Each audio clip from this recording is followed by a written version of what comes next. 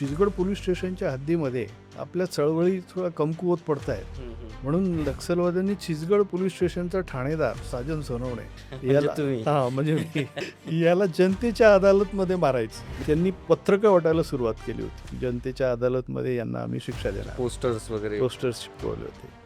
PSI निव्वळ वर्दीचं attraction. जामनेरला फौजदार जसा बुलेटवर जाताना आम्ही बघायचो आणि त्यांचा दरारा आणि तो रुबाब जायचो, तो मनात भिनला. आपणही असं अधिकारी झालं पाहिजे अशी प्रेरणा मिळाली. पॅशन तुमचं लहानपण कसं गेलं हे समजू शकेल का? तर मी गंगापुरी हे गाव, त्या खेडेगावातील मी पहिला पोस्ट ग्रॅज्युएट आणि पहिला MPSC क्रॅक करणारा विद्यार्थी. ओ हो. रिटायरमेंट नंतर सर तुम्ही शांत नाही बसलात, तरीही तुम्ही फिनिक्स करिअर अकॅडमीमध्ये ॲज अ डायरेक्टर म्हणून आहात आज. सो फिनिक्स करिअर अकॅडमीमध्ये तुमचं येण्यामागचं उद्देश काय होतं? फिनिक्स अकॅडमी जर बघितली साहेब, तर फिनिक्स नावामध्येच एक उंच आणि अमर्याद भरारी. बरं आहे.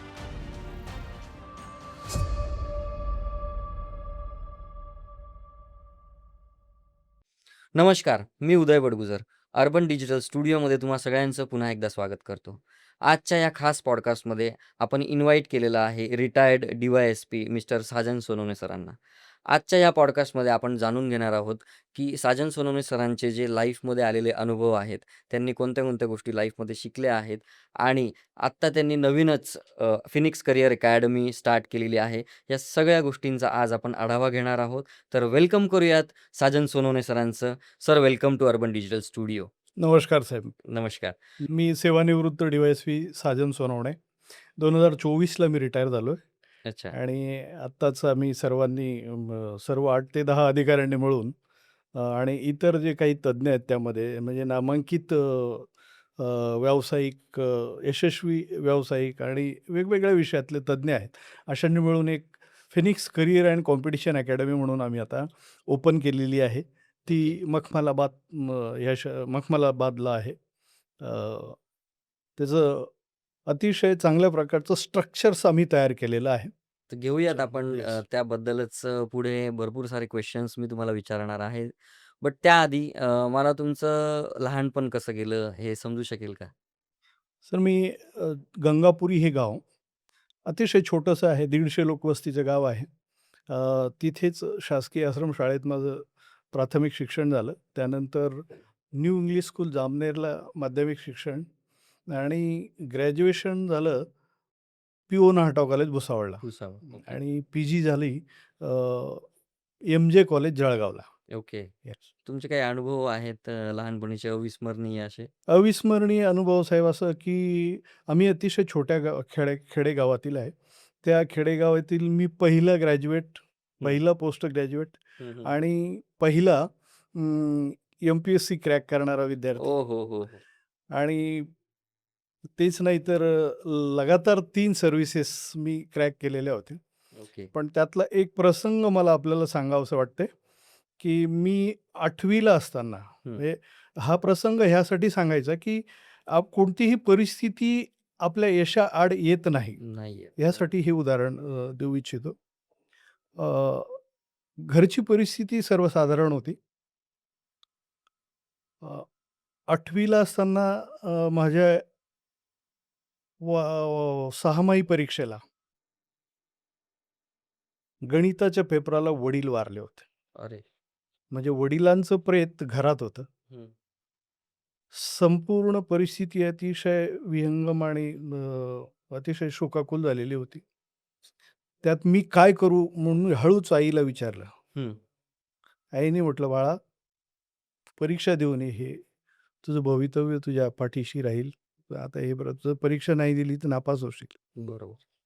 म्हणून मी माझ्या वडिलांचं प्रेत घरात सोडून पेपराला गेलो तसं. गणिताचा पेपर होता. गणिताचा पेपर दिला. पेपर देत असताना आमच्या शिक्षिका होत्या, वर्ग शिक्षिका मॅडम होत्या, चौधरी मॅडम म्हणून. हं, हं. त्या म्हणाल्या, की "पेपर का देत नाही? तू रडतो का?" कारण मी वर्गातला हुशार विद्यार्थी होतो. पहिला, दुसरा किंवा तिसरा हं, हं. ह्या रेंजमध्ये मी येत होतो. ओके. तर मी रडत-रडत त्यांना सांगितलं, की "मॅडम असं-असं आहे." तर ते म्हटले, "बाळा, तू काळजी करू नको. तू जा. पुढच्या पेपराला येऊ नको जोपर्यंत तुझी पूर्ण हे होत नाही, वडिलांचं हे होत नाही. हं, हं. तर म्हणजे त्यावेळेला जर मी शिक्षणात किंवा परीक्षेला वगैरे गेलो नसतो, तर माझं शिक्षण अपूर्ण राहिलं अपूर्ण असतं. पण राहिलं असतं. माझ्या आईनी मला प्रेरणा दिली. बरोबर. त्यामुळे मी 10वी यशस्वीरित्या पूर्ण करू शकलो आणि शिक्षणाला पुढे म्हणजे शिक्षणाचं महत्त्व ओळखून माझ्या आईने मला आणि ती खरी प्रेरणा माझ्या आईची आणि वडिलांची खरंच खूप होती. येस. म्हणजे अजूनही अंगावर काटे येतायत माझ्या ते ऐकून आणि ते इमॅजिन नाही केल्या जात अशा हं. गोष्टी ज्या तुम्ही अनुभवल्यात स्वतः लाईफमध्ये. आणि त्यानंतरही साहेब माझं संपूर्ण शिक्षण जे आहे, शासकीय हॉस्टेल्स आणि कॉलेजमध्ये हं, हं. झालेलं आहे. घरची परिस्थिती बेताची असल्यामुळे संपूर्ण शिक्षण ग्रॅज्युएशनचंही हं. आणि पी-जीचंही शासकीय हॉस्टेल्समध्ये राहून पूर्ण केलं ग्रेट. आणि जिद्द आणि चिकाटी जिद्द होती. म्हणजे तुमच्या त्याच्यासाठी आत्मविश्वास आणि जिद्द या 2 गोष्टी पाहिजेच. नाहीतर काहीच नाही होत. जिद्द आणि चिकाटी होती आणि पुढे जाण्याची म्हणजे पर्याय नव्हता पुढे जाण्याशिवाय बरोबर. किंवा सर्व्हिस मिळवायचं, नावलौकिक मिळवायची, तर आपल्याला त्या धर्तीवर तयार व्हावंच लागतं. ती जिद्द आणि चिकाटी धरून पी-जी झालो. त्यानंतर एम-पी-एस-सीचा अभ्यास केला.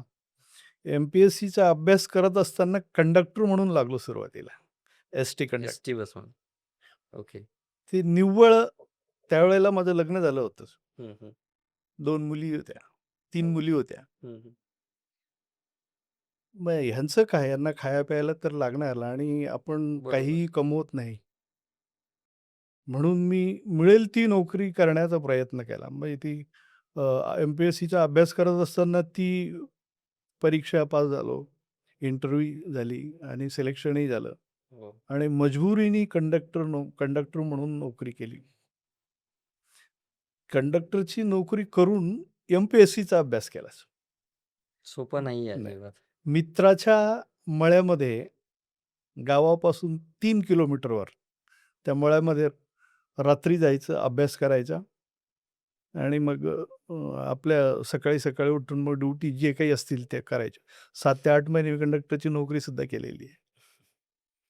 मग ते एम-पी-एस-सी पास झाल्यानंतर ट्रेनिंगला असताना तुरुंग अधिकाऱ्याचं सिलेक्शन पण झालं होतं. ओके.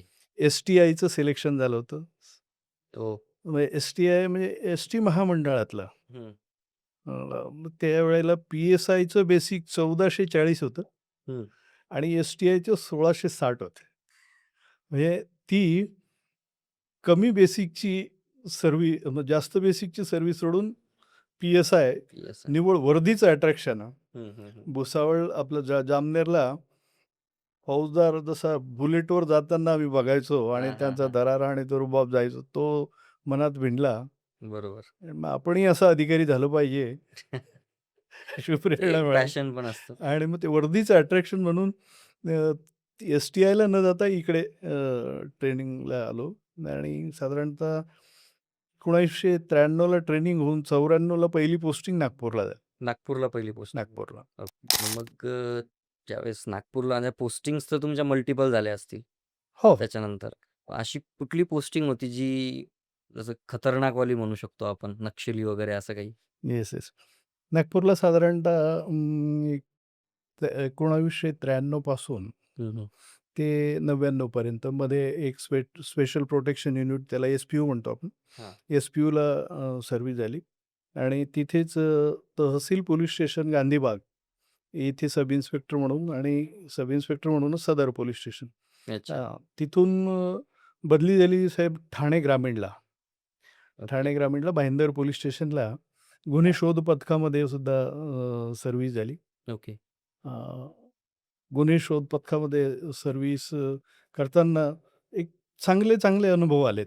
हं, हं. म्हणजे जनतेची अतिशय चांगली सेवा करायलाही मिळाली. हं, हं, हं. मोठ्या प्लॅटफॉर्मची किंवा मोठ्या प्रकारची ते लहान प्रकारची सगळे गुन्हे तपासायला मिळाली. अनुभव चांगला म्हणजे मिळाला. आपण सी-आय-डी म्हणतो त्या टाइपमध्ये काय? सी-आय-डी नाही, गुन्हे प्रकटीकरण म्हणजे त्यांना डिटेक्टिव्ह क्राईम ब्रँच म्हणजे crime police branch. स्टेशनची crime branch. Okay. हां. तिथे काम करताना फार मोठे चॅलेंजेस पण आले. हं, हं. मोठे-मोठे गुन्हे पण डिटेक्ट करायला संधी मिळाली. ओके. हे. मग नक्षली एरिया वगैरे ते पोस्टिंग्स कशा झाल्यात तुमच्या? तिथून मला प्रमोशन मिळालं 1 APIचं हं. असिस्टंट पोलीस इन्स्पेक्टर म्हणून गोंदिया जिल्ह्यामध्ये. गोंदिया. गोंदिया म्हणजे हा गोंदिया जिल्हा गडचिरोलीला लागून आपला हां, हां. नक्षल प्रभावित येस, आणि येस. अतिशय संवेदनशील जिल्हा आहे. हं, हं. तिथे मला सेवा करण्याची संधी मिळाली. तिथे चिचगड पोलीस स्टेशनला पोलीस स्टेशन प्रभारी म्हणून ओके. 2004 ते 2007 डिसेंबरपर्यंत नोकरी झाली. तिथला काय अनुभव आहे म्हणजे असा अ, एकदम अविस्मरणीय अनुभव, डेंजरस अनुभव असं काही आहे तिथलं? चिचगड पोलीस स्टेशनला मी त्यावेळेला प्रभारी अधिकारी म्हणून नियुक्त झाली होती माझी. Chichgad police station basically Chhattisgarh, Gadchiroli हं. अ, आणि थोडाफार भाग असा इकडचा लागतो एम-पीचा. हं, हं. तर अशा मग तो संपूर्ण गोंदिया जिल्हा आणि आपलं आपलं गडचिरोली जिल्हा, गडचिरोलीच्या. गडचिरोली जिल्हा हे नक्षल च्या दृष्टीने अतिसंवेदनशील आहे. अतिसंवेदनशील जिल्हा आहे तर आहे. शिवाय त्यामध्ये अतिसंवेदनशील एरिया अहेरी, गडचिरोलीचा हा जो उत्तर भाग हं. आणि गोंदियाचा पूर्व भाग हं, हं. आणि छत्तीसगडचा पश्चिम भाग ओके. हा त्यावेळेला अतिप्रभावी, अतिसंवेदनशील हं. असा भाग गणला जायचा. नक्सल मूव्हमेंट्स त्यावेळेला फार मोठ्या प्रमाणावर फोफावल्या सुद्धा होत्या. येस. त्यावेळेला ते पोलीस स्टेशन आमचं असं होतं देवरी, चिचगड, की छत्तीसगडमध्ये त्यावेळेला नक्सल फार प्रभावी होते. म्हणजे महाराष्ट्रापेक्षा हं, हं. प्रभावी आणि त्यांचे सतत अशा अ, अ, कृत्य आपलं नक्सली कृत्य जास्त वाढल्या होत्या. म्हणजे डेंजरस ॲक्टिव्हिटीज. डेंजरस ॲक्टिव्हिटी त्यावेळेला त्यांच्या जास्त होत्या. ओके. तर त्या म्हणजे तो क्रॉसिंग पॉइंट असायचा. हं. इकडनं नक्षली यायचे गडचिरोली आणि आमच्या पोलीस स्टेशनच्या हद्दीमधून तर गडचिरोलीच्या हद्दीत जायचे आणि मोठ्या प्रमाणावर असल्यामुळे तिथे सर्व्हिस करणं म्हटलं म्हणजे नक्सल स्ट्रॅटेजी पूर्ण समजल्याशिवाय आपण यशस्वीरित्या तिथे सर्व्हिस करूच शकत नाही. नाही करू शकत. नाही बरोबर. नाही करू शकत. साधारणतः मी तिथे 3 वर्ष होतो साहेब. दांडगा अनुभव आहे हां. तुम्हाला सगळ्या 360 डिग्रीमध्ये. त्यातला एक प्रसंग सांगावासा वाटतो बघा, हं. की नक्सल एरियामध्ये आपण प्रभावी आणि अतिशय उत्तम नोकरी कशी करावी हं, हं. आणि न घाबरता आणि नक्षलावर प्रभावीपणे आपलं प्रभुत्व कसं स्थापित करावं. म्हणजे त्यांची चळवळ खिळखिळी करायची. हं. ह्या दृष्टिकोनातून एक असा अनुभव आला होता. एकदा नक्सल्सचा असा अंबुसमध्ये पकडायचा आणि पोलिसांच्या पार्ट्यांवर आक्रमण करायचं आणि त्यांच्यावर आक्रमण करून त्यांना जास्तीत जास्त नुकसान करायचं त्याचं. ओके. अशी एक त्यांची स्ट्रॅटेजी असायची. हं. म्हणजे काय करायचे नक्सल्स, की एखाद्या गावामध्ये जर समजा पोलिसांना कॉल करायचं, हां. तर मग ते एखाद्या गावामध्ये संध्याकाळच्या वेळेला, रात्रीच्या वेळेला ते गुपचूप येणार, लोकं गोळा करणार हं, हं. आणि त्या लोकांमध्येच जास्तीत जास्त दहशत निर्माण करण्यासाठी त्या गावकऱ्यांमधले जे काही खबरी वगैरे असतील किंवा विरोधक असतील हं. नक्षल चळवळीला हं, हं, हं. किंवा नक्षल्यांच्या संदर्भात त्यांचे असे क्रॉस विचार असतील, हं. तर त्यांना मारपीट करायची आणि अरे! मारपीट जबरदस्त करायची आणि त्यांनीच इंटिमेशन पोलिसांना द्यायची. ते स्वतःच देणार ते ते पोलिसांना. स्वतःच देतील. ओके. त्यांनी स्वतः इंटिमेशन द्यायची आणि मग पोलीस त्या कॉलवर जेव्हा येतील, हं. त्यावेळेला त्यांच्यावर अंबूस लावायचा म्हणजे म्हणजे ट्रॅप ट्रॅप ट्रॅप लावायचा. लावायचा. हां. असा एक प्रसंग आम्ही फेस केलेला होता त्यावेळेला. मगरडो म्हणून एक डीप फॉरेस्ट एरिया आहे हं. आणि तिथे आमची सशस्त्र पोलीस दलची चौकी म्हणजे ओ-पी म्हणतात त्याला. हं, हं. तर तिथे इंटिमेशन मिळाली. मी प्रभारी अधिकारी असल्यामुळे मला ती माहिती त्यांनी दिली. मग आम्ही प्लॅन चेकआउट केला. मग अशा घटनावर जात असताना आपली जी एस-ओ-पी असते, हं. पोलीस कार्यप्रणालीची, की हं, अशा हं. प्रसंगांना आपण नक्षल प्रभावी एरियामध्ये कशाप्रकारे कसं आपण सामोरं जावं, बरोबर. कसं टॅकल केलं गेलं कसं पाहिजे. टॅकल करावं. तर त्या एस-ओ-पी प्रमाणे मग आम्ही प्लॅन तयार केला. प्लॅननुसार आम्ही 4 पार्टीज तयार केल्या. 4 हो, हो. पार्टीजनी मिळून ज्या ठिकाणी कॉल होता, एक ज्या सुकडी म्हणून गाव होतं बघा. हं. सुकडी म्हणून गाव आपलं सुकडी गाव होतं. त्या सुकडी गावाला मध्यभागी जाताना 4 पार्ट्या चारही बाजूंनी अशा सोडायच्या हं. आणि त्या मार्गाने जायचं. तर सगळ्यात जास्त टार्गेटेड एरिया होता नक्षलचा त्यावेळेला मगरडो. मगरडोच. मगरडोच्या पार्टीवर आपण अटॅक करायचं आणि त्यांना अंबूस लावायचा. हं, हं. त्यांच्यावर अंबुस लावायचा. तर त्यांनी त्याप्रमाणे मगरडो चौकीपासून 4.5 किलोमीटर पुढे हं. आणि त्या गावापासून 1.5 किलोमीटर आतमध्ये दोन्ही बाजूनी डोंगर, ओके. आतमध्ये नाला. नाल्यामधून जो रस्ता क्रॉस होतोय, हां, हां. त्या दोन्ही बाजूला ब्लास्टिंग पेरून ठेवलेल्या होत्या. ओ हो, हो. म्हणजे तिथून गाडी गेली की हां, गाडी गेली किंवा पायी गेले, हां, तर ते आपण ब्लास्ट करायचं आणि यांना संपवायचं. संपवायचं. असा तो अंबूस लावून ठेवलेला होता. तर त्यामध्ये आमचे चौधरी म्हणून सब इन्स्पेक्टर होते. त्यांनी काय केलं, की हा एरिया थोडासा आपल्या एस-ओ-पी प्रमाणे बसणारा नाही, तर मग त्यांनी खबरदारी म्हणून तो दुसरा एरिया क्रॉस करून असं ते ज्या ठिकाणी अंबूस लावला होता, ह्या रस्त्यानी 30-40 आणि ह्या रस्त्याने 5-50 ओके. असे ते दबा धरून बसलेले होते. नक्सल्स. 90-100 लोकं. साधारणतः त्याच्या पोस्ट आम्ही डिटेक्ट केल्या तर 80 ते 90 होते साहेब. म्हणजे त्यामध्ये डिव्हिजनल कमांडरपासून तर इतरही त्यांचे जे काही दलम आहे, गडचिरोलीची होती, छत्तीसगडची होती आणि त्यांचे मेन जे काही असे हे दलम कमांडर वगैरे असे ते हं, होते. हं, हं. तर ते जे अधिकारी होते ते संपूर्ण आपली पार्टी घेऊन हं, हं. जिथे अंबूस लावला होता, तिथे मध्यभागी धडकला. ओके. आणि नक्षलच्या एका नक्षलवाद्यांनी त्यांना बघितलं आणि फायरिंगला सुरुवात केली. म्हणजे अंदाधुंद फायरिंग केली त्यावेळेला. त्यांना वाटलं अटॅक झालाय आता हां, आपल्यावर. हां. तर मग त्यांना काय नक्षलवाद्यांना काय वाटलं, की हा अंबूस तर आपण लावला, पण उलटा आपल्यावरच झाला. उलटा अंबूस हां, लागला. हां. म्हणून त्यांनी फायरिंग सुरू केली. इकडनंही फायरिंग सुरू झाली. तिथे दोन्ही बाजूनी 2 ब्लास्टसुद्धा उडवण्यात आले. हो. पण आपण जास्त प्रिकॉशन घेतल्यामुळे ते ब्लास्ट मोकळ्या जागेत झाले. म्हणजे ओके. आपण त्यापासून जास्तीत म्हणजे जास्त जीवितहानी नाही झाली ना पण. जीवितहानी नाही. 25 मीटरवर बाजूला पोस्ट आपल्या सुरक्षित पोस्ट घेऊन तिथून फायरिंग करत होतो. हो, हो. आणि ते झाडाच्या दळून जिथून जशा फायरिंग्स यायच्या, तर साधारणतः 70-80 लोकं असल्याची म्हणजे आमची खात्री झाली होती. आणि सर्व काही झाल्यानंतर हं, हं. आम्ही जेव्हा त्या एरियाचं डॉमिनेशन केलं, सर्चिंग केलं, हं. आम्ही खाली पुंगळ्या गोळा केल्या होत्या त्यांच्या. तर गोळीमधल्या असतात त्या. गोळ्यांच्या ज्या खाली केस शेल असतो तो. खाली केस. केस हां, हां. म्हणजे गोळीचा पुढचा पृष्ठभाग जो असतो तो प्युअर गोळी आणि त्यानंतर जो दारुगोळा असतो हां, हां. त्याची ती पुंगळी ती गोळा केली होती. ओके. त्यामध्ये 4 ते 6 प्रकारचे हत्यार होते. म्हणजे त्यावेळेला इन्सास हे वेपन नव्हतं. हं. त्या वेपनची गोळीसुद्धा तिथे मिळालेली होती. जे ॲडव्हान्स होतं म्हणजे त्यावेळेसचं. त्यावेळेला म्हणजे ती म्हणजे एक दलम नव्हतं. ते हं, हं. 4-6 दलम आणि त्यांचे जे काही अबुजमाडवरून काही मोठ्या कॅडरची नक्सल्स आले होते हं, त्यासाठी. हं, हं. तर तो एक प्रसंग आहे. आणि दुसरा प्रसंग असा, की त्याच पोलिस स्टेशनला असताना हं, हं. आम्ही नक्सलची जी स्ट्रॅटेजी आहे ती डिमॉलिश कशी करायची, त्या धर्तीवर एस-ओ-पी आम्ही एस-पी साहेबांच्या आणि ए-एन-ओ साहेबांच्या मार्गदर्शनाने ती राबवली होती. ओके. ती राबवायची कशी, की नक्षल प्रभावी एरियामध्ये सर्वसामान्य लोकांवर त्यांचा जो प्रभाव आहे तो कमी करायचा. हं.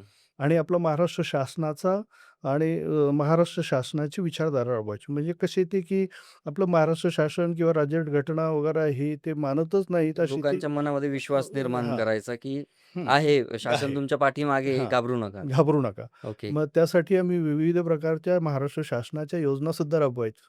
ओके. योजना राबवताना त्यांना संसार उपयोगी वस्तू, जनजागरण मेळावे वगैरे घेऊन तालुक्याच्या ठिकाणी किंवा हं. मोठ्या गावामध्ये घेऊन, तर त्याला प्रतिसाद फार चांगल्या मोठ्या प्रमाणात मिळायला लागला. ओके. तर मग नक्षलवाद्यांपर्यंत त्यांचे हाय कमांडरची, कॅडरची काही लोकं होती, त्यांच्यापर्यंत गेली आणि ही चिचगड पोलीस स्टेशनच्या हद्दीमध्ये आपल्या चळवळी थोड्या कमकुवत पडतायत. हं, हं. म्हणून नक्षलवाद्यांनी चिचगड पोलीस स्टेशनचा ठाणेदार साजन सोनवणे म्हणजे याला तुम्ही. हां, म्हणजे मी याला जनतेच्या अदालतमध्ये मारायचं, म्हणजे शिक्षा द्यायची. का तर तुम्ही जनतेला अवेअर करत होते, अवेअर करत होतो, की जागृत नक्षलींना घाबरू नका. घाबरू नका. ओके. महाराष्ट्र शासन तुमच्या पाठीशी आहे. तुम्हाला सगळ्या सुविधा आणि सगळे तुमचा सर्वांगीण विकास कसा होईल, हं, हं. या संदर्भात पूर्ण आपण आश्वासित करत होतो, जागृत करत होतो त्याला म्हणून. हं, हं. म्हणून त्यांनी पत्रकं वाटायला सुरुवात केली होती. ओके. जनतेच्या अदालतमध्ये यांना आम्ही शिक्षा म्हणजे देणार. पोस्टर्स वगैरे. पोस्टर्स चिपकवले होते. ओके. मग ती मीडियापर्यंत गेली, कशी गेली काही माहिती नाही त्यावेळेला. हं, हं, हं. मीडियापर्यंत गेली मग ती बातमी आली सहज. म्हणजे मी तिथे फक्त 1 तास जायचो. फॅमिली माझी नाशिकला होती त्यावेळेला. ओके. हां, म्हणजे फॅमिली नाशिकला असल्यामुळे ती बातमी फॅमिली म्हणजे मुलीनी बघितली माझ्या. तिने मम्मीला सांगितलं. अ, म्हणजे त्या ड्रेसमध्ये आपल्या कमांडो ड्रेसमध्ये वगैरे हं, हं. ती बातमी प्रसारित होत होती, की नक्षलवाद्यांची धमकी. घरचे टेन्शनमध्ये. घरच्या टेन्शनमध्ये. मग त्यावेळेला थोडंसं असं मलाही फोन आला होता नंतर. म्हटलं, "तशी काही परिस्थिती नाही, तुम्ही घाबरू नका." हं, हं. म्हणजे त्यांना बी सेफ आणि त्यांना आपण मी सेफ आहे, तुम्ही काळजी करू नका हे सांगावंच बस. लागतं. बरोबर. पण फार चॅलेंजिंग नोकरी तिथे असते आणि ते अनुभव हां. ऐकूनच म्हणजे थरारक आहे एकदम. एकदम थरारक. बरोबर. सो मग त्यानंतर जसं तुमच्या फॅमिलीला कळालं, फॅमिली घाबरली. हं. असे काही प्रसंग आले फॅमिलीमध्ये तुमच्या इंटरनल, की घरचे हं. नका नका करू नोकरी किंवा येऊन जा. असं काही एकदम म्हणजे सासरा आणि सासूंची हं. आठवड्यातून 2-3दा फोन यायला सुरुवात झाली. की बाबा तुम्ही बदली करून टाका म्हणे आता तिथनं जास्त काही राहू हां, नका. हां. मी म्हटलं तसं काही नाही आहे. कारण फारशा म्हणजे अशा तेवढ्या म्हणजे मी 2007-08 पासून तर मागील 10 वर्षापर्यंत म्हणजे आक्रमक अशा घटना सतत होत राहायच्या. बरोबर आहे. म्हणून त्यांना काळजी वाटायची. साहजिक. पण तिथे जर समजा आपण व्यवस्थित आणि एस-ओ-पी प्रमाणे स्टँडर्ड ऑपरेटिंग सिस्टम्स ज्या आहेत, आपल्या टॅक्टिक्स ज्या आहेत, आम्ही घेतलेले ट्रेनिंग्स, काळजी आणि अग्रेसिव्ह कसं व्हायचं आणि त्यांच्यावर प्रभावी नियंत्रण कसं मिळवायचं. बरोबर. ती टॅक्टिक्स जर आपण राबवली, तर यशस्वी सर्व्हिस होते. काही प्रॉब्लेम्स येत नाही. परंतु मग ते अशा आक्रमक आणि अशा चित्तथरारक गोष्टींना सामोरं जावं लागतं. जावंच लागतं. जावं लागतं. ते हं, नोकरी हं. आणि हं. ते प्रोफेशनच असं आहे, हं, हं. जे जनतेसाठी आहे. हं. सो रिटायरमेंट नंतर सर तुम्ही शांत नाही बसलात. तरीही तुम्ही फिनिक्स करियर अकॅडमीमध्ये ॲज अ डायरेक्टर म्हणून आहात आज. सो फिनिक्स करियर अकॅडमीमध्ये तुमचं येण्यामागचं उद्देश काय होतं? फिनिक्स अकॅडमी जर बघितली साहेब, तर फिनिक्स नावामध्येच एक उंच आणि अमर्याद भरारी भरारी. असं आमचं उद्दिष्ट आहे. आणि त्यामध्ये फिनिक्स करियर अँड कॉम्पिटिशन अकॅडमीचं जर ब्रीदवाक्य आपण बघितलं, हं, तर ब्रीदवाक्य आहे धौर्य, धैर्य, हं, से धैर्य आणि सेवा. म्हणजे आत्मविश्वास निर्माण करायचा मुलांमध्ये हं, आणि त्या पद्धतीने त्यांना ज्या काही संपूर्ण महाराष्ट्रातली जे काही नवयुवक आहेत, की हं. जे युनिफॉर्म सर्व्हिसेसला फार तीव्र इच्छाधारी असतात आणि अट्रॅक्ट त्यांना असतं. त्यांच्या मनामध्ये अट्रॅक्शन असतं, की आता युनिफॉर्म सर्व्हिसेसमध्येच मला जायचं आहे. राइट. तर त्यासाठी एक असा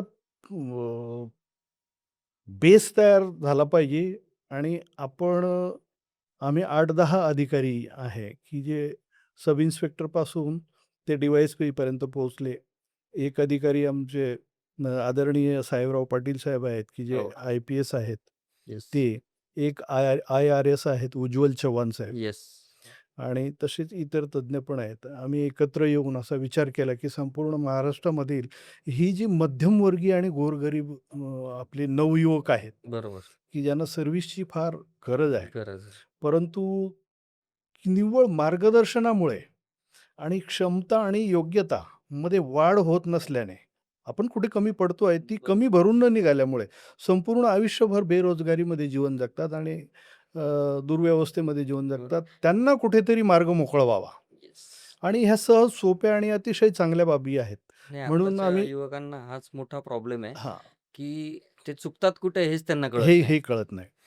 आणि आपण जर असं एकत्रित असा एक स्टेज तयार करून दिला, असं एक अकॅडमी तयार करून दिली आणि ह्या विद्यार्थ्यांना आणि ह्या नवयुवकांना जर सिस्टमॅटिक गाईडन्स आणि मार्गदर्शन मिळालं हं, हं. आणि त्यांच्या क्षमता आणि योग्यतांमध्ये वाढ करता आलं, तर अतिशय चांगल्या प्रकारचं ते यश संपादन करतील डेफिनिटली. आणि आपलं जीवन यशस्वी जगतील. ह्या उद्देशाने Phoenix career and competition academy आम्ही स्थापन केली. येस. आपण जर बघितलं साहेब, तर अतिशय चांगल्या वातावरणामध्ये, निसर्गरम्य वातावरणामध्ये, चांगल्या प्रशस्त अशा जागेमध्ये चांगली इमारत आहे. त्या इमारतीमध्ये जो मुलगा किंवा जो नवयुवक येईल, त्याला ॲडमिशन घेतल्यापासून सर्व्हिस मिळेपर्यंत हं, हं. तो असा तयार होईल, की तो एकही सर्व्हिस पासून वंचित राहणार नाही, अशी त्याची पर्सनॅलिटी तयार करून घेतली जाईल. डेफिनेटली. कारण इन द की सेन्स असं, की पोलीस भरतीचं प्रशिक्षण पोलीस भरतीचं पूर्व प्रशिक्षण घेता-घेताच तो एस-आर-पीला जाऊ शकतो, जेल हं. पोलिसला जाऊ शकतो, आय-टी-बी-पीला जाऊ शकतो, रेल्वे पोलिसला जाऊ शकतो हो. किंवा सेंट्रल गव्हर्नमेंटच्या जे युनिफॉर्म सर्व्हिसेस आहेत, हं. आणि आपलं आणि ड वर्गाच्या. ड. म्हणजे त्या परीक्षा ह्या परीक्षेचा अभ्यास करत असताना, ह्या परीक्षांचा अभ्यासही त्याला अतिशय चांगल्या प्रकारे होऊन जाईल त्याचा. म्हणजे बरं. बेस तयार होऊन जाईल. बरोबर, बरोबर. जसं जसं की गणित, मराठी आणि जे-के हे विषय सारखे आहे आणि त्याचा सिलेबस आम्ही सगळा त्याचा आणि त्याच्याकडून स्वतः करून घेणार. त्याला तिथे फॅसिलिटीज पण संपूर्ण व्यवस्थित सिस्टमॅटिक आपण पुरवणार. राइट. तो ह्या परीक्षेची तयारी करताना तो ह्या सहज करेल आणि कॉम्पिटिशन जास्तीत जास्त सेंट्रल किंवा मिलिटरी वगैरे यांना नसतो. फक्त हं. सेंट्रल सर्व्हिसेसचा काय, महाराष्ट्र स्टेटचा फक्त मराठीचा एक विषय कंपल्सरी हं. आणि हे विषय आहेत तेच आहेत. आणि सेंट्रलला काय लागते, की फक्त हिंदी आणि हेच विषय आहेत. बरोबर. म्हणजे तो सर्व प्रकारचे अभ्यास त्याचा होईल आणि अभ्यासच करून घेऊ आणि त्यामध्ये त्याला अगदी एक्सपर्टनेस कसं येईल त्यामध्ये, म्हणजे तो अगदी सहज, फुल आत्मविश्वासाने हं, हं, हं. कशी परीक्षेची तयारी करेल, की जसं गोंधळलेल्या अवस्थेत असला, पेपर लिहित असला, तर अभ्यास करूनही त्याच्या डोक्यात येणार नाही. नाही लक्षात नाही म्हणून येत राहत. त्या 1.5 ते 2 तासाच्या पिरियडमध्ये तो अतिशय शांत आणि अतिशय सक्षम आणि आत्मविश्वासाने भरपूर असा जर राहिला, तर त्याला कधी न येणारे प्रश्नसुद्धा सुचतील आणि त्याचं उत्तर एकदम राईट डायरेक्शनमध्ये जाईल. बरोबर. म्हणजे ह्या लेव्हलपर्यंत तो त्या विद्यार्थ्याला किंवा त्या नवयुवकाला आपण तयार करू. डेफिनेटली. हां, म्हणजे आणि तिथे आता सुविधांचा अ, निवासासाठी अतिशय चांगली व्यवस्था आहे आणि भोजनची पण व्यवस्था चांगली आहे. ग्राउंड अतिशय चांगल्या प्रकारचं आहे. त्यामध्ये लायब्ररी असतील. येस. लायब्ररीला आपण स्टेट लेव्हलच्या आणि इतर बाकी सर्व जे काही चांगले-चांगले बुक्स आहेत आणि नोट्स आहेत, आतापर्यंतचे झालेले क्वेश्चन पेपर्स आहेत, हं, हं. ते सगळे आपण पुरवणार आणि त्या प्रत्येक 15 दिवसाला, 1 महिन्याला त्याची प्रत्यक्षात परीक्षा घेणार, ओके. की तो ग्राउंडवर उतरलाय आज भरती द्यायला. हं. अशी परीक्षा म्हणजे आपण त्याची प्रॅक्टिस सेशन पण असणार. हां, प्रॅक्टिस सेशन आहेत, हं. परंतु प्रत्यक्ष भरती कशी होते, ओके. ती भरती पण महिन्याच्या शेड्यूलला, दीड महिन्याच्या, 2 महिन्याच्या शेड्यूलला, की जसं आता एखादा नवीनच नवयुवक आपल्या अकॅडमीमध्ये आला, हं, हं. तर त्याचं फिजिकल स्ट्रक्चर आणि त्या आपल्या फिजिकच्या स्टेप्स पूर्ण करण्यासाठीचा जो त्याची शरीराची जी क्षमता आहे, हं. ती क्षमता लेव्हल करण्यासाठी 1.5, 2, 3 महिने लागतील. बरोबर. म्हणजे जसं की रनिंगसाठी आपल्याला थाईज आणि लोअर बॉडी अतिशय सक्षम असणं आवश्यक आहे. बरोबर. आता सर्वच पोरांच्या नसतील, परंतु ज्या पोरांची त्या लेव्हलला असेल, एकदम टॉपर लेव्हलला, की जे सक्षम 50 पैकी 50 फिजिकलचे मार्क्स मिळवतात. हं, हं. त्याहीपेक्षा त्यामध्ये तज्ञता आणि पारंगतता आणि एक्सपर्टनेस जास्त आली पाहिजे, या लेव्हलला नेऊन सोडणं. पण बाकीचे जे काही विद्यार्थी आहे शून्यापासून सुरू करणारे, हं, हं. त्या शून्यापासून सुरू करणाऱ्या विद्यार्थ्यांकडे आपण त्याच्या क्षमतेनुसार त्याची वेळोवेळी ॲनालिसिस करून त्याची फिजिकल फिटनेस वाढताय की वाढण्यासाठी काय अडथळे येत आहेत किंवा काय येत आहेत, ह्या गोष्टींचं सुद्धा अतिशय बारकाईने त्यांच्यावर ऑब्झर्वेशन राहणार. आणि इन बिटवीन काही मेडिकल फॅसिलिटीज पण आजारी वगैरे कोणी पडलं, हं, हं. तर आमचे एक तज्ञ डॉक्टर येऊन त्यांची देखरेख वगैरे करतील. त्यांना मेडिकल म्हणजे ट्रीटमेंट्स प्रत्येक देतील. गोष्टीचं तिथे सोल्युशन आहे. हां, हां. सोयी-सुविधा सगळ्या उपलब्ध येस. आहेत. ओके. आणि सगळ्यात महत्त्वाचं म्हणजे तुम्ही 10-12 रिटायर्ड अनुभवी लोकं तिथे त्यांना प्रशिक्षण देणार आहात. सो तिथे जो पण विद्यार्थी येणार आहे, ॲडमिशन घेणार आहे, त्यांचं फ्युचर ब्राईटच आहे. याच्यात येस, येस. काही म्हणजे दुमत नाहीच आहे, कधीच नाहीये. त्या संदर्भात साहेब आमची संकल्पना आहे, संपूर्ण जे काही डायरेक्टर्स आहेत, त्यांची संकल्पना अशी आहे सर्वांचीच. म्हणजे आमचा जो ठरवलेलंच असं आहे, की जो विद्यार्थी किंवा जो नवयुवक हं, हं. आपल्याकडे नोकरीसाठी येणार, ओके. तो एक नाही 3-3 सर्व्हिसेसला अप्लाय करू शकेल किंवा राइट. सक्सेस होऊ शकेल. बरोबर. आणि जे विद्यार्थी नाही झालेत, हं. त्यांना आपण परत एकदा संधी देणार. ओके. संधी देत असताना त्यांना निवासाची ट्युशन फी माफ करणार ओके. आणि त्याला तो कुठे कमी पडतोय, हं. त्याची प्रॅक्टिस त्याच्याकडून स्वतःहून आम्ही करून घेणार. ओके. म्हणजे म्हणजे फक्त ऑपरेशनल कॉस्ट घेणार आपण जी इन्स्टिट्यूटला लागणार आहे, हां, तेवढेच बस पैसे, तेवढेच बाकी पैसे. ट्युशन फीज वगैरे काहीच नाही. हां, नाही ओके. म्हणजे इतर फी म्हणजे त्याला फक्त नोकरी त्यांनी प्राप्त कशी करावी, तो जर 2-3 मार्कांनी किंवा 1-2 मार्कांनी किंवा फिजिकलला फार कमी मार्कांनी किंवा पेपरला हं, त्याला कव्हर होत नसेल, तर त्याचं त्याचं ॲनालिसिस करू हं. आणि त्याचं म्हणजे इन द सेन्स जेवढे काही विद्यार्थी असतील, त्या सगळ्यांचे ग्रुप वाईज आणि इम्प्रूव्हमेंट कशी फास्ट कमी काळात होईल. साधारणतः वर्षाकाठी 2-3 भरत्या होतात. हं. पोलीस भरती, जेल पोलीस, आपले रेल्वे होतातच. पोलीस किंवा इतर ज्या काही सर्व्हिसेस आहे. तर त्यामध्ये तो ह्यात नाही तर त्यात, त्यात नाही तर ह्यामध्ये तो निश्चित जाईल. डेफिनेटली हं, कुठे हं, ना कुठे हं. पण अपॉर्च्युनिटी हां, मिळूनच जाणार. पण आमचं टार्गेट असेल की त्यांनी 1 वर्षामध्ये ती सर्व्हिस प्राप्त केलीच पाहिजे. हं. असं आम्ही त्यांना विद्यार्थ्यांना तयार करणार. सो काय वाटतं तुम्हाला मग सर, की नेक्स्ट 5 इयर्समध्ये फिनिक्स करियर अकॅडमी कुठे असेल? त्याच संदर्भात साहेब मी तुम्हाला आपल्याला एक गुड न्यूज सांगू इच्छितो, की 2 वर्षानंतर एम-पी-एस-सीचे हं.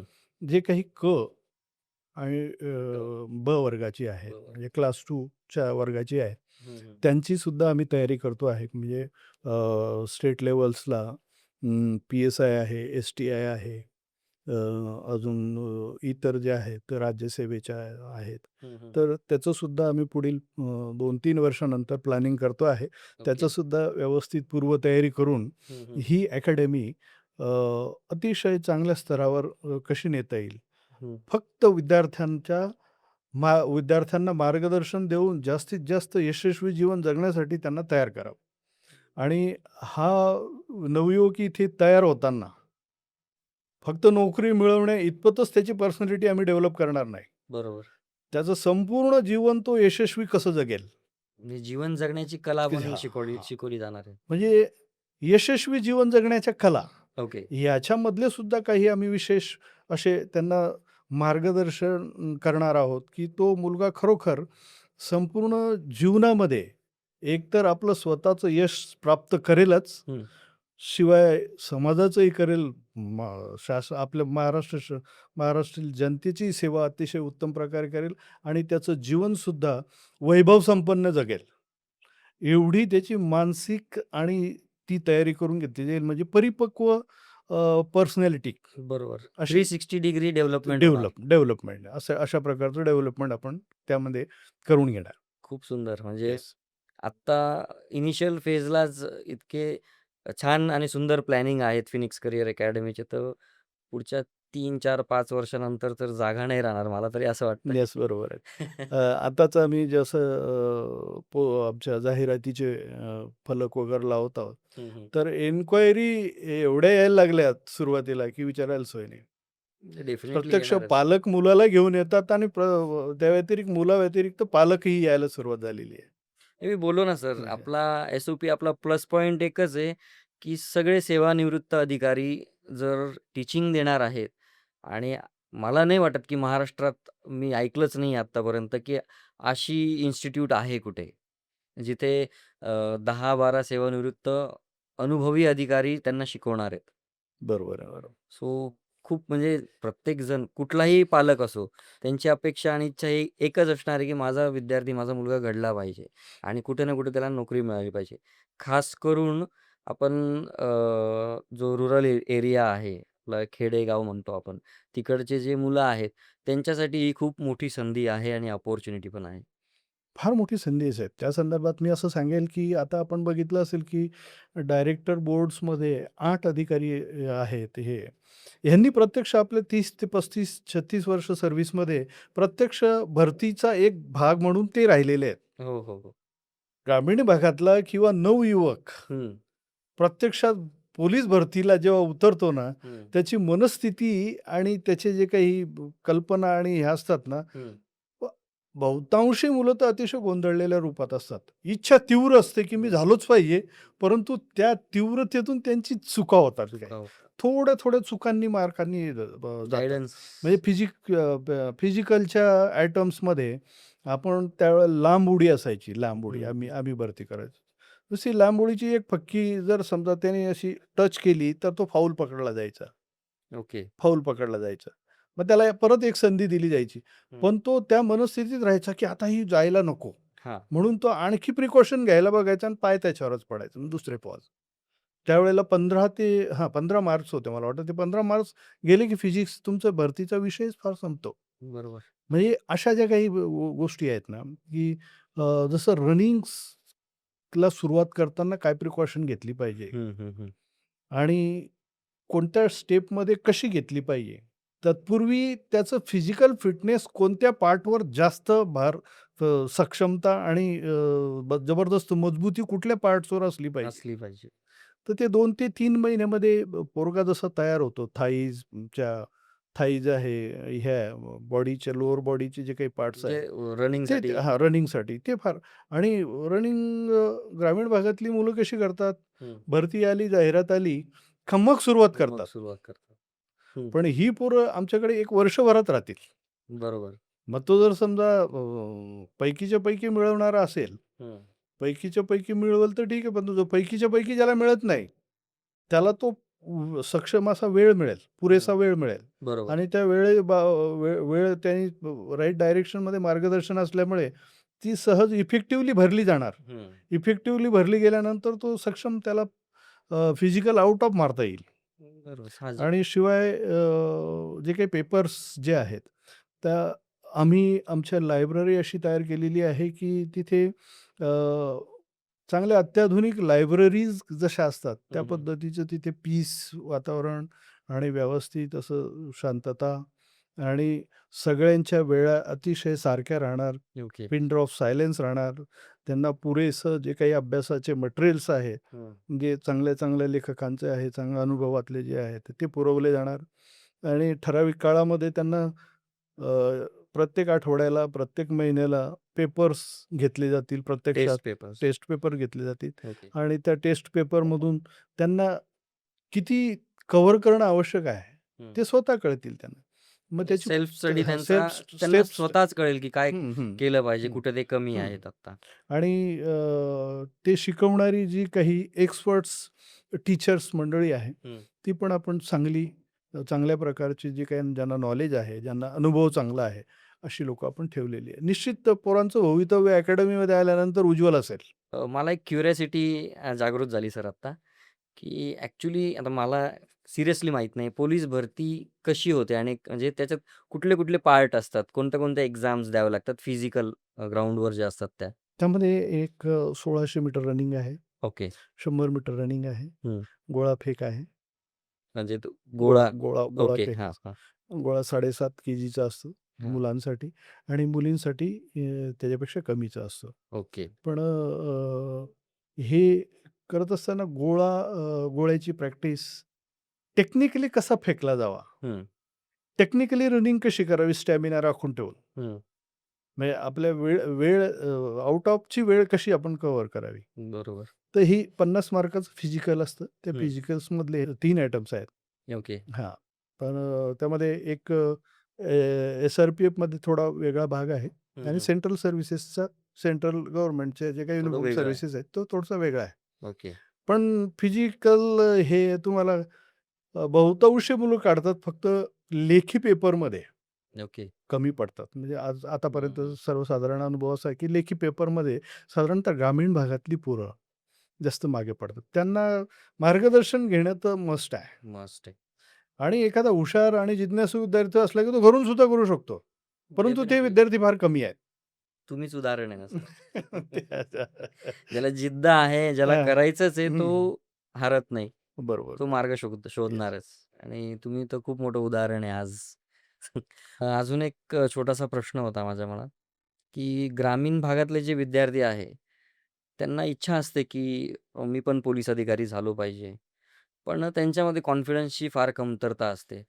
तर त्यांचा कॉन्फिडन्स कसा वाढवता येईल किंवा कॉन्फिडन्स वाढवण्यासाठी त्यांनी काय केलं पाहिजे? काय वाटतं तुम्हाला? बरोबर आहे सर. आपण विचारलेला प्रश्न ग्रामीण भागातल्या विद्यार्थ्यांसाठी फार महत्त्वाचा आहे. अनुभव असा आहे की ग्रामीण भागातलीच पोरं जास्त गोंधळतात. हं, हं. थोडं-थोडं अनुभवाची कमतरता असल्यामुळे किंवा गाईडन्स नसल्यामुळे. ओके.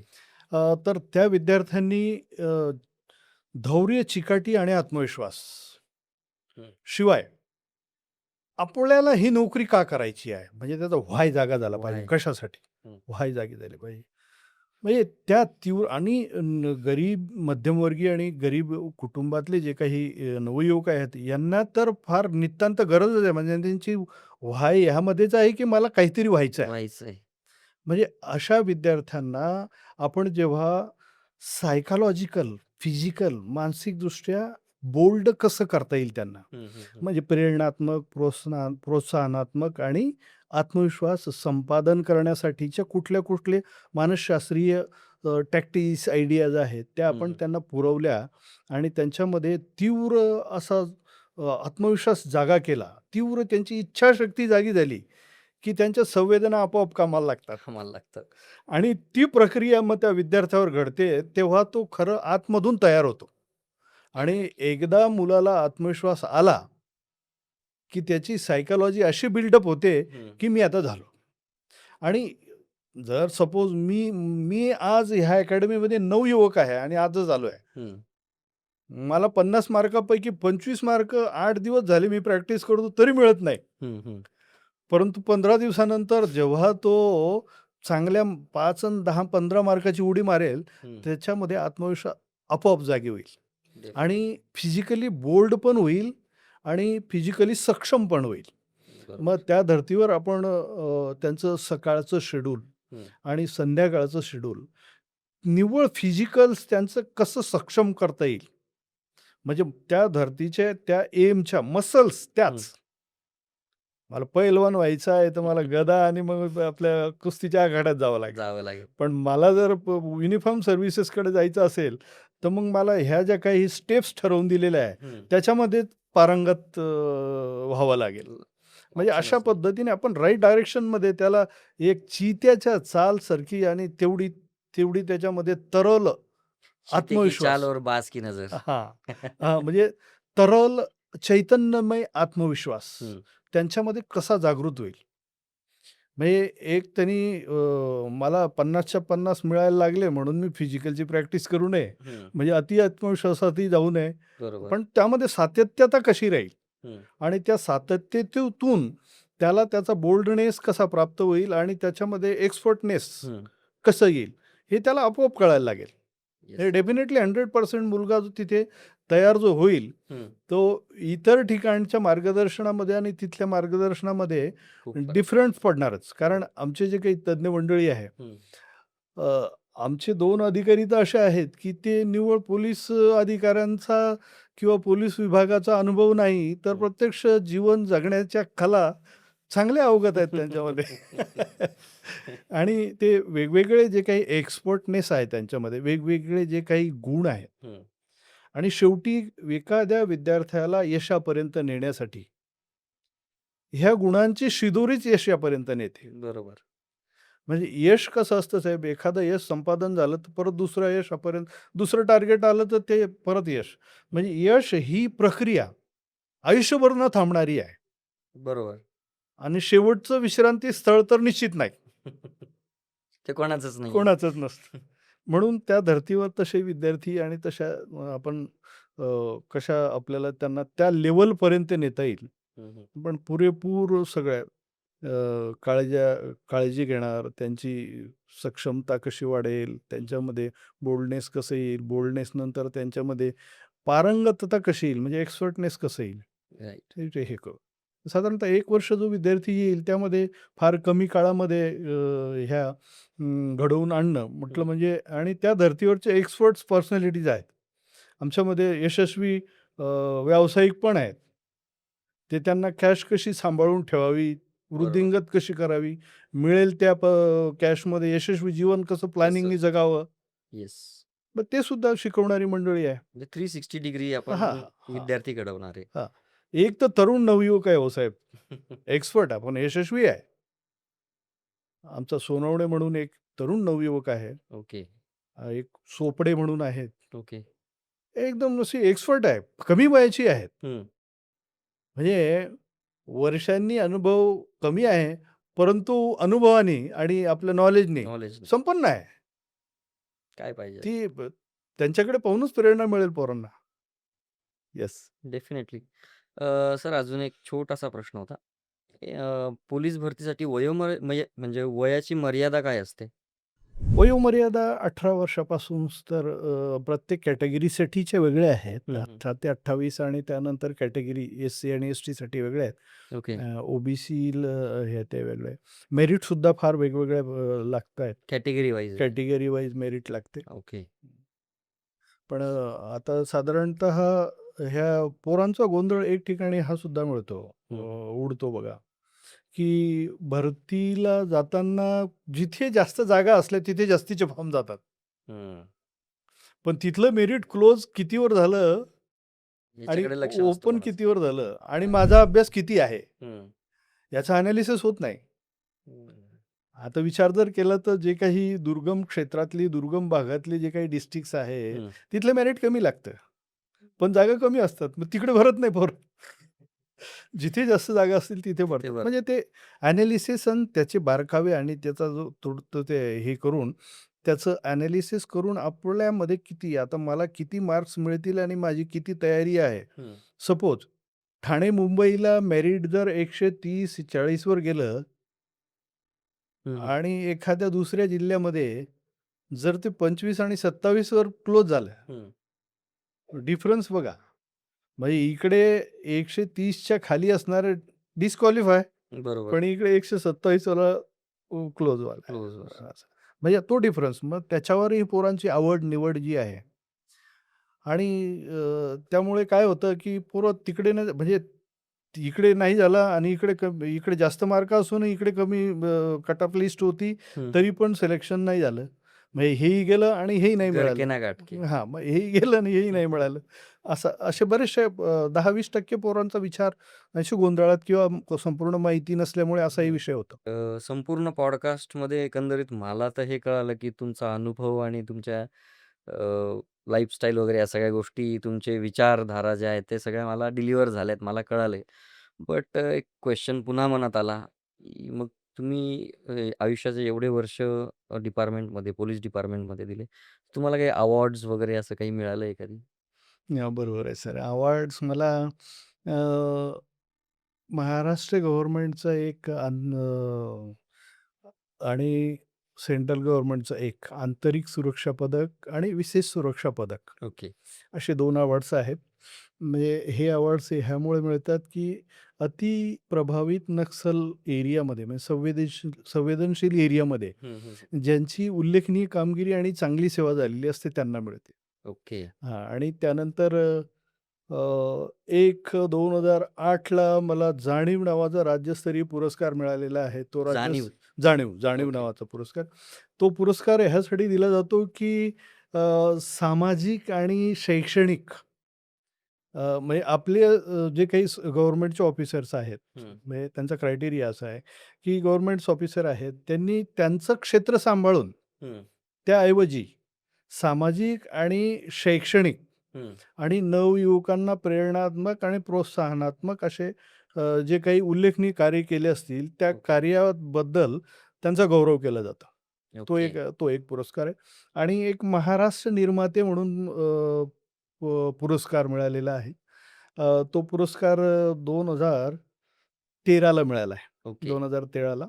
तो याच्यासाठी दिला जातो, की नवयुवकांना त्यांच्या जीवनामध्ये हं, अ, मार्गदर्शन करून हं. आणि नवयुवकांना प्रेरणात्मक आणि प्रोत्साहनात्मक म्हणजे मला एक आवड आहे. मी जिथेही जातो तिथे हायस्कूल, कॉलेजेस हं, हं. हे यांना जाऊन मार्गदर्शन करतो. ओके. मोटिव्हेशनल. हं, हं, हं. तर त्या अनुषंगाने त्यांनी कुठून हेरलं काय माहिती, पण नांदेडची एक चांगली सामाजिक संघटना आहे राज्यस्तरीय. हं. त्यांनी महाराष्ट्र निर्माते म्हणून पुरस्कार दिला केला. त्या एका पुस्तिकेमध्ये 3-4 पानांचा लेखही माझा प्रसारित झाला होता हो, हो. त्यावेळेला. येस. ते असे पुरस्कार आणि पोलीस विभागामध्ये नोकरी करत असताना भरपूर असे चांगले कामं करायची संधी मिळाली. हं, हं, हं. त्याद्वारे अ, पोलीस विभागाकडून 1,200च्या जवळपास रिवॉर्ड्स मला मिळाले. 1,200 हां, येस, ग्रेट. Yes, yes. म्हणजे अवॉर्ड आणि रिवॉर्ड्सवरूनच कळतंय की तुमचं कसा असेल तुमचा ऑरा आणि निःशब्द. सो तुम्ही एवढं अवॉर्ड्स मिळवले आहेत लाईफमध्ये. तर तुमची जी सर्व्हिस होती ती खूप ग्रेट असेल असं मी इमॅजिन करतोय आत्ता. तर आपल्या महाराष्ट्रातल्या जे नवयुवक आहेत, त्यांना तुम्ही काय संदेश द्याल सर तुमच्याकडून? महाराष्ट्रातील नवयुवक साहेब आपला साधारणतः एक जिद्दी आणि आत्मविश्वासी असतो. हं. परंतु राइट डायरेक्शनमध्ये त्यांनी जाऊन आपलं यश कसं प्राप्त करावं, ही फक्त टेक्निक माहिती नसते. हं, हं, हं. टेक्निक माहिती इन द सेन्स कसं? एखाद्या यशापर्यंत जर आपल्याला पोहोचायचं आहे, बरोबर. एखादं उद्दिष्ट मी मनात धरलं, की मला इंजिनिअर व्हायचं, मला डॉक्टर व्हायचं किंवा एखादा शास्त्रज्ञ व्हायचं, एखादा नामांकित राजनैतिक पुढारी व्हायचं आहे किंवा इतर कुठलेही क्षेत्र जे असतील, तर त्यासाठी त्या पद्धतीने तयार झाले असले पाहिजे आणि त्या पद्धतीची सक्षमता आणि योग्यता तुमच्यामध्ये आली पाहिजे. म्हणजे हाच नेमका आपला नवयुवक इथे भरकटतो. इच्छा आणि आकांक्षा फार बाळगतो. परंतु ते करण्यासाठी ते यशस्वी प्लॅनिंग करत नाही. हं. यशस्वी प्लॅनिंग नसल्यामुळे इम्प्लिमेंटेशन हा पार्ट त्याच्याकडनं राहून जातो. राहून जातो. इम्प्लिमेंटेशन पार्ट राहिला म्हटलं म्हणजे गोंधळलेल्या आणि भेदरलेल्या अवस्थेत जीवन जगणं. आता हे म्हणजे थोडक्यात कसं, की एखादं उद्दिष्ट तुम्ही साध्य केलं, हं. उद्दिष्ट मनात धरलं पाहिजे, एम सिद्ध केलं पाहिजे, निश्चित बरोबर, केलं पाहिजे. बरोबर. एम निश्चित केल्यानंतर त्या संबंधाने प्लस त्याच्यापुढे येतं प्लस हं, प्लॅनिंग, प्लस इम्प्लिमेंटेशन हं. आणि इज इक्वल टू यश. असं सिंपल. परंतु यश निश्चित केल्यानंतर त्याच्या खालच्या पार्टामध्ये जो इम्प्लिमेंटेशन पार्ट येतो, हं, जो हं. इम्प्लिमेंटेशन पार्ट म्हणजे प्रत्यक्ष करण्याची कृती. कृती. ती कृती करण्यासाठी त्यांनी योग्य नियोजन केलं पाहिजे. हं, हं, हं. मला जर एखाद्या वर्षाचं उद्दिष्ट असेल, हं. ते एका लेखकाने वेळेच्या महत्त्वामध्ये असं सांगून गेलेलं आहे बघा, की तुमचं उद्दिष्ट जर 1 वर्षाचं असेल, तर तुम्ही फुलझाडं लावायची. हं. आणि मध्यम काळातली असती मध्यम म्हणजे मध्यम काळातला जर असेल 5 आणि 10, 15 वर्षाचं तुमचं उद्दिष्ट असेल, ओके. तर तुम्ही फळझाडं लावायची. आणि दीर्घकालीन जर समजा तुमचं प्लॅनिंग असेल हं. आणि असेल, तर मग तुम्ही वडाची आणि चिंचेची झाडं लावली पाहिजे. बरोबर. असं असं म्हणजे याच्या आणि ती झाडं लावल्यानंतर त्यांना योग्यरित्या बीज चांगल्या प्रकारचं खाद्य, चांगल्या प्रकारचं पाणी, चांगल्या प्रकारचा सूर्यप्रकाश जोपर्यंत मिळत नाही, तोपर्यंत तो एकदम सुदृढ ग्रो नाही होणार. आणि एकदम बॉइलिंग लेव्हलपर्यंत, की जो सक्षमतेचा जी काही बॉइलिंग लेव्हल असते, तोपर्यंत पोहोचत नाही. नाही पोहोचत. त्याला तिथे पाणी कमी पडलं, सूर्यप्रकाश कमी पडला आणि हे कमी पडलं, की कोलॅप्स हं, 1 हं. वर्षाचं. मग ते 1 वर्षाचं ध्येय उद्दिष्ट साध्य करण्यासाठीची जी काही टॅक्टिस आहे, हं. तीच कालीन आपलं एम असेल, तर ती पण तीच टॅक्टिस आहे आणि ही पण हीच. म्हणजे हे शाश्वत सिद्धांत आहेत. हं, हं. शाश्वत सिद्धांतांना अ, अतिशय त्यांनी पारंगत झालंच पाहिजे आणि त्याच्यामध्ये असलेल्या क्षमता आणि योग्यतांचा 100% एफर्ट्सनी तिथे योगदान दिलंच दिलंच पाहिजे. पाहिजे. ते योगदान दिल्याशिवाय ते बहुपर्यायी पर्सनॅलिटी तयारच होत नाही. परफेक्ट. आणि ती बहुपर्यायी पर्सनॅलिटी तुमची तयार झाली, की तुम्ही नुसतं एकच उद्दिष्ट साध्य करत नाही. त्याच टॅक्टिक्सवर संपूर्ण जीवनामध्ये तुमचे जेवढे उद्दिष्ट असतील, हं. तेवढ्या सगळ्या उद्दिष्टांमध्ये तुम्ही यशस्वी होता आणि यशाच्या उंच शिखरावर पोहोचता. त्याचा इफेक्ट आणि इम्पॅक्ट आपल्या प्रत्यक्ष जीवनावर कसा होतो? खूप. मला माझे सगळे उद्दिष्ट संपन्न झाल्यानंतर मला एक समाधान मिळतं. हं. देशाची सेवा करण्यासाठीचं आणखी चांगलं योगदान देऊ शकतो. बरोबर. त्याबरोबर त्याला वैभव संपन्नता पण येते. नावलौकिक चांगला प्राप्त होतो. हं. नावलौकिक प्राप्त झाल्यानंतर त्याच्या जीवनाची जी कीर्तिमान जी काही महत्त्वाची मधल्या टप्प्यातून शेवटच्या टप्प्यापर्यंतचं जे त्याचं जीवन असतं, हं, हं. त्या जीवनाला एक महत्त्व आणि महात्म्य प्राप्त होतं. ते महात्म्य प्राप्त करण्यासाठी सुद्धा हे सिद्धांत आहेत. बरोबर. म्हणजे ते सिद्धांत आणि उद्दिष्ट आणि त्यामधली जी काही दिव्य शक्ती आहे हं. आणि प्रभाव आहे, तो प्रभाव आपल्या नवयुवकांनी ओळखणं फार गरजेचं आहे. Perfect sir. आणि ते जर आपण नाही ओळखलं, हं. तर मग आपल्यासारखं कमकुवत कोण नाही. स्वामी विवेकानंदांचं एक प्रेरणादायी एक वाक्य आहे. हं. तर आपल्याला इच्छा असेल तर मी सांगू इच्छितो, की please sir, please. Swami Vivekananda आपल्याला कल्पना आहे संपूर्ण जगात नवयुवकांचे मार्गदर्शक राहिले. त्यावेळेचे त्यांचे विचार हं. आजच्या परिस्थितीला सुद्धा त्याच पद्धतीने अप्लाय करतात. हं, हं, हं. आणि ते नवयुवकांचे जसे प्रेरणा स्तोत्र आहेत. ते म्हणतात, की थोडक्यातच all power is within you. All power is within you. All power is within you. हं. Believe in that. Believe in that. If you do not believe in that, you are a weak. हं. So wake up and be a bold. म्हणजे आता मराठीतून थोडक्यात असं थोडंसं मराठीतून थोडक्यात असा अर्थ होतो, की तुमच्यामध्ये प्रचंड शक्ती आहे, तुमच्यामध्ये सर्वस्व काही आहे. याच्यावर बरोबर. विश्वास ठेवा. जर तुम्ही विश्वास नाही ठेवला, हं, हं. तर तुमच्यासारखा कमकुवत कोणी नाही. म्हणून उठा, जागे व्हा आणि बी बोल्ड व्हा, धैर्यवान व्हा, सक्षम व्हा आणि स लढा, जीवनाचा संघर्ष करा. असं ते प्रेरणात्मक स्तोत्र सांगतात. खूप ह्या छान. स्वामी विवेकानंदांच्या याच्यावरूनच बहुतांशी युवक युवक, नवयुवक अशा प्रेरणेतून, प्रोत्साहनातून आपल्या जीवनाचा नुसता एक क्षणाचा जरी त्यांना असं वळण मिळालं, हं. तर त्यांचं लाईफ अतिशय वेगळ्या पद्धतीने यशाकडे वळतं आणि स्पार्किंग लाईफ अतिशय उज्ज्वल भविष्याकडे जाऊ शकतं. डेफिनेटली. खूप छान सर. म्हणजे नवयुवकांना तुम्ही जो मेसेज दिलाय आत्ता, तो मला नाही वाटत दुसरं कोणी देऊ शकेल एवढ्या छान पद्धतीने.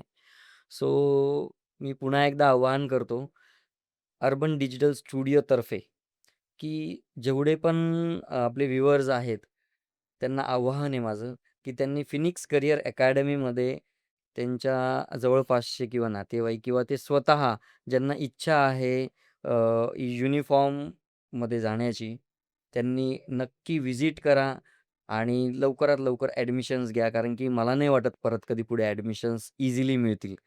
जिथे ज्या इन्स्टिट्यूटमध्ये अशा पद्धतीचे प्रोफेसर्स असणार आहे, ज्यांना तगडा अनुभव आहे आणि एक नाही 12, 10-12 जण आहेत.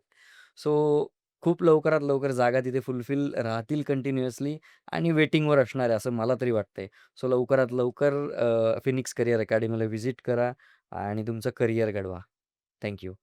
So thank you so much sir, तुम्ही तुमचा मौल्यवान वेळ आम्हाला दिला आणि आमच्या अर्बन डिजिटल स्टुडिओमध्ये येऊन तुमचा पॉडकास्ट आज आपण घेतला. त्याबद्दल खूप खूप धन्यवाद तुमचे सर. धन्यवाद सर, की तुम्ही मला अतिशय चांगल्या आपल्या अर्बन डिजिटल स्टुडिओमध्ये फार चांगली नवयुवकाशी सुसंवाद साधण्याची संधी दिली, हं. त्यांच्यापर्यंत पोहोचण्याची संधी दिली. मी मनापासून खरोखर आपला आभारी राहील. धन्यवाद. Thank you sir. Thank you. Thank you. Thank you so yes, much. नमस्कार.